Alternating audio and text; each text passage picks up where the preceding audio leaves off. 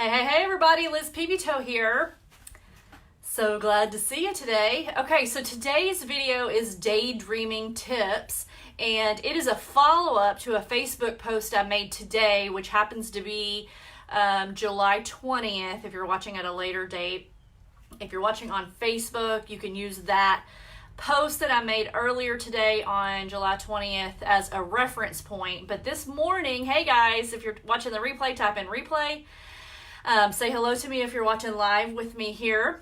But I just want to follow up with you, and I want to give you the top 2 tips that I learned from listening to the audio that I was referencing earlier today. It was very profound and it's got me really excited. So I want to share with you my top 2 tips. Before I share my top 2 tips with you, top 2 daydreaming tips, I want to encourage every single one of you to listen to that audio that I linked to in the post from earlier today. Okay, so if you have time, actually make time. Seriously, this could be one of the most important skills you learn. It really could.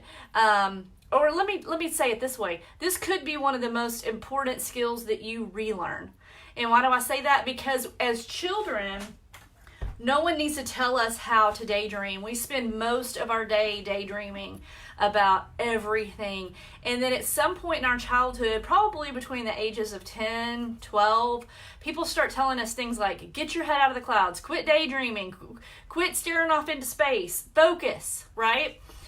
And that's not good advice, okay? So daydreaming is how the subconscious literally attracts things to you, okay? So listen to that audio, but let me jump into my 2 tips. Okay, so quite often when we first get started in this process, we are actually having things that pop into our mind that are negative, okay? So the language of daydreaming is not words. The language of daydreaming is images. That's how the subconscious communicates, is through images. So if you have a negative, have you ever been stuck in thinking about something that I'll give you an example that I know a lot of you can relate to. As a mother, sometimes if my child is going to an event, I will imagine a terrible scenario happening. Let's say that she's going to an amusement park and I have this flash of one of the rides breaking down and her becoming injured, okay? So that's a common thing that we'll kind of start doing, and maybe the record will start playing over and over in your mind or whatever, okay? So you have a negative image that comes in your mind. That's still a subconscious command, okay? Hey guys, okay, I'm sorry, I'm getting distracted. I'll read all the comments in a minute. Let me get through this, and so if you have a question for me or a comment, I will go back and read through them, but I tend to get really easily distracted, ADD. So let me focus on the content really quick, and then I'll answer your questions or address you. But thank you for watching. I'm not ignoring you. I just want to make sure that I articulate this well to you. So if you have a negative image that comes up in your mind, this is a simple process that I learned through this audio. Again, watch the audio or go listen to the audio on YouTube. So that negative image pops into your mind. So pretend that you have a negative image in your mind. So you just close your eyes. You draw a big black circle around that image in your mind. You just take a marker or a paintbrush and just draw a big circle around it. Now you draw a big black X through the image in your mind. So you're imagining this, okay? Now you take that image and you just you're deleting an image on a computer. You delete it and you push it up and out. Okay, just like whenever you delete an email on a lot of times it'll go whoosh, whoosh. So that's the thing you do. You draw a big sloppy circle or black circle, black X, delete it, up and out. Okay, and if it's an image that is frequently popping into your mind, like something that you frequently obsess about or worry about or think about, you may have to delete it several times, is what the audio said.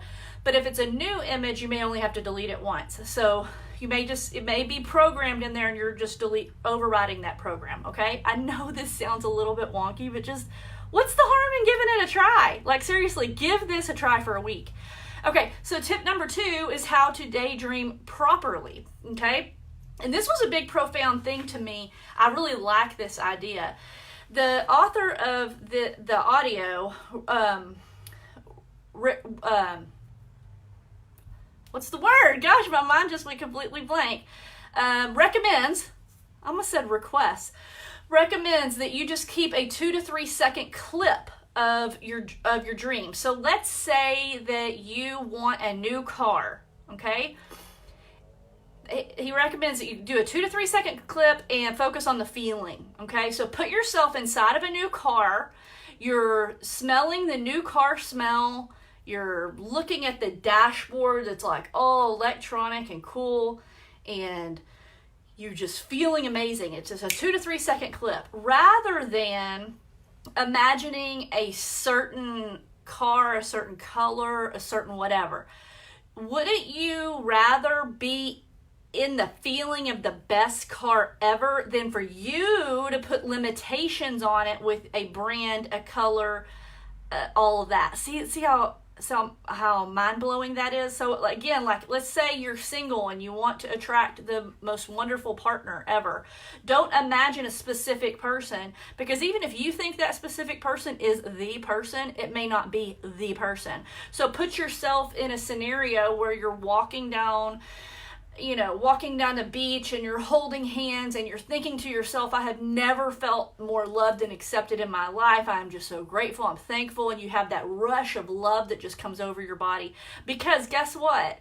The universe, God, knows what's better for you than what you know what's better for you. Okay? So let the universe, let God work out those details. So isn't that freeing? So just make a 2 to 3 second clip. Try to focus on that as many times a day as possible. So make it part of your routine. Like every time you go to the bathroom, do it. Or when you wake up in the morning, when you go to sleep at night, in your car, put it on your back screen on your phone to remind you, set an alarm, do whatever you need to do. But a couple times a day. Who wants to do this challenge with me? Actually, I just now came up with this plan. For a week, let's work on this. Let's a group of us. I don't want to start a group or anything, but let's just for a week give it a try and see if it works. Okay? So go listen to the audio. If you're in, go listen to that audio. See if it gets you excited. See if you can get on board with this. And let's try this. Daydreaming, which in the other post I put today, I called it Imagineering, where you actually engineer your reality through your imagination. Love that term. It's so stinking cool. So thank you for watching. If you're not following me, make sure you follow me. Please share this with people if you found this valuable. And you guys go daydream, because that's where it's all at. That is where it's all at. Okay, so now I'm going to scroll back and see if I missed any questions. I don't think so. I do the same thing. People are just supporting. Okay, awesome. Okay, I love you guys. Have a great weekend. I'll see you soon. Bye-bye.